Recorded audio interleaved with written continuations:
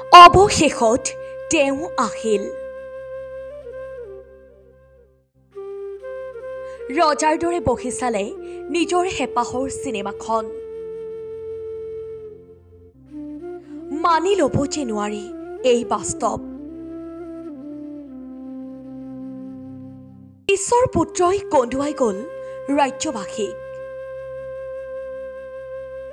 ৰৈ ৰৈ বিনালে চাই কান্দি কান্দি ওলাই আহিল দৰ্শক। বুকুত শোকৰ ধুমুহা, চকুত চকুলোলৈ দৰ্শকে চাইছে ৰৈ ৰৈ বিনালে। এজাক বৰষুণ হৈ আকৌ যেন নামি আহিল জুবিন। ৩১ অক্টোবৰৰ পুৱতিনিশা ৪:২৫ প্ৰথম দৰ্শনৰ পূৰ্বেই আহিল এজাক বৰষুণ। অসমবাসীৰ মৰম শ্ৰদ্ধা দেখি যেন আকৌ ৰৈ ৰৈ বিনালেৰ প্ৰথম দৰ্শনৰ পূৰ্বেই বৰষুণ হৈ নামি আহিল জুবিন। জুবিন নামৰ বৰষুণজাকে যেন ধুৱাই নিলে সমগ্ৰ অসমক। বৰষুণজাক অহাৰ লগে লগে অনুৰাগীসকলে ক'লে, জুবিন দাই আমাক চাই আছে। আৱেগিক হৈ পৰিল সকলো। প্ৰথম দৰ্শনৰ শেষত কান্দি কান্দি ওলাই আহিল সকলো ভাষাহীন। কোলাত ৯ মহীয়া কেঁচুৱালৈ প্ৰতিকূল বতৰত এহাতে ছাতি লৈ আহিল এগৰাকী মহিলা। উচুপি উচুপি ক'লে, জুবিনদাৰ কাৰণে আহিছোঁ। বহুকেইজন বয়োজ্যেষ্ঠ ব্যক্তি আহিল পুৱা ৪:৩০ প্ৰথম দৰ্শনী চাবলৈ। লাখুটি লৈ আহিল জুবিনৰ সপোনৰ ছবিখন চাবলৈ।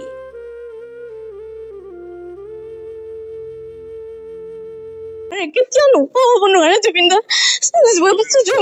সকলো কৈ গৈছে, আপোনালোকে প্লিজ ছবিখন চাব। ছবিখনৰ মাজত জুবিন দাক বিচাৰি পাব, তেওঁৰ দৰ্শন বিচাৰি পাব, সকলোৱে বিচাৰি পাব আপোনালোকে।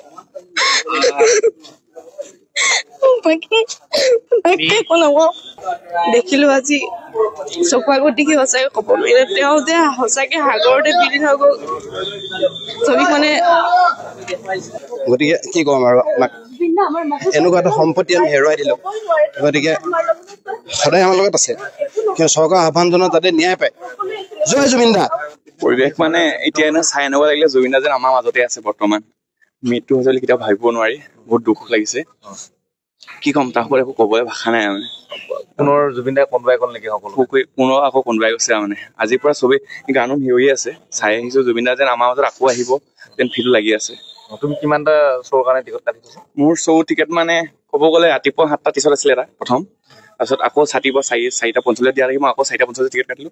মোৰ ৰাতি 9টা বজাতো আছে টিকেট, চাব পাৰিব এইটো দেখোন। এতিয়া এইটো টিকেট লৈ ল'লে, এতিয়া আকৌ ৰাতিপুৱাটো 7:30 আছে এতিয়া বৰ্তমান, আকৌ ৰাতি 9টা বজাতো আছে এটা। মই এতিয়া আকৌ ৰেগুলাৰ চামেই, আকৌ নেক্সট শ্ব'টো আকৌ ৰাতি 9টা বজাতো চাম একবাৰ। মানে হেঁপাহ নপলাই মানে, আপোনালোকক চাব আহিব। আপোনালোকে জুবিনে যোনটো আশা কৰিছিলে চবেই চাম বুলি, যে গোটেই অসম মানুহে ফিল্ম জগত ককাই দিম কৈছিলে, আজি ককাই দিব চবকে। মানে কি ক'ম, এনেকুৱা লাগিলে যেন জুবিন দাৰ লগতে এইখিনি সময় কটালো। জুবিন দা যেন আছে আমাৰ মাজত, আকৌ জুবিন দাক যেন পুনৰ আমি পাইছো, এনেকুৱা লাগিছে। বহুত ভাল লাগিল, ক'ব নোৱাৰো মানে। বহুত ভাল লাগিল। সকলো উচুপি আহিছে, বহুত ভাল লাগিলে। এনেকুৱা লাগিল যেন জুবিন দা আছে, এতিয়া জুবিন দাৰ লগতে ইমানখিনি সময় কটালো। বহুত ভাল লাগিল মানে, বুজাব নোৱাৰো। কেতিয়া নোপোৱা হ'ব নোৱাৰে জুবিন দা। সকলো কৈ গৈছে, আপোনালোকে প্লিজ ছবিখন চাব। ছবিখনৰ মাজত জুবিন দাক বিচাৰি পাব, তেওঁৰ দৰ্শন বিচাৰি পাব, সকলোৱে বিচাৰি পাব আপোনালোকে।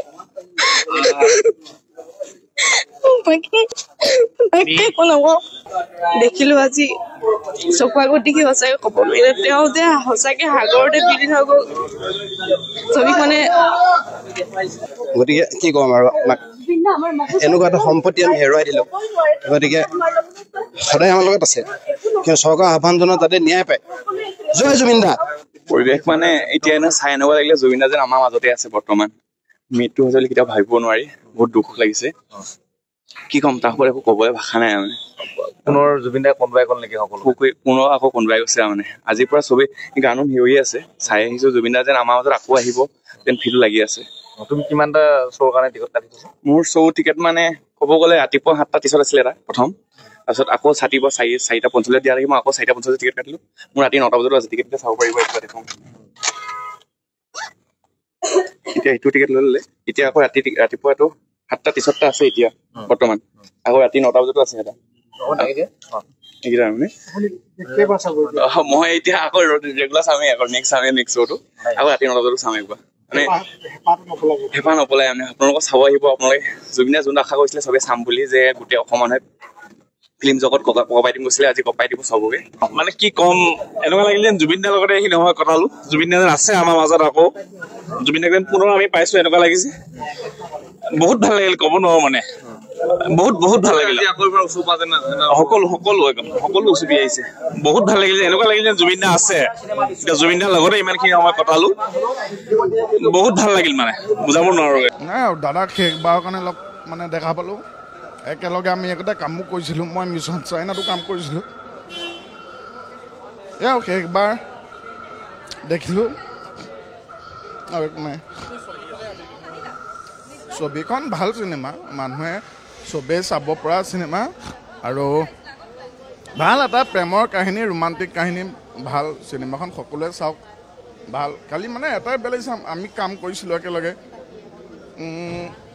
এইটোৱে মানে আৰু শেষবাৰৰ কাৰণে মানুহটোক এনেকৈ চাম বুলি ভবা নাছিলোঁ সেইটোৱে দুখ লাগিছে বেলেগ একো নাই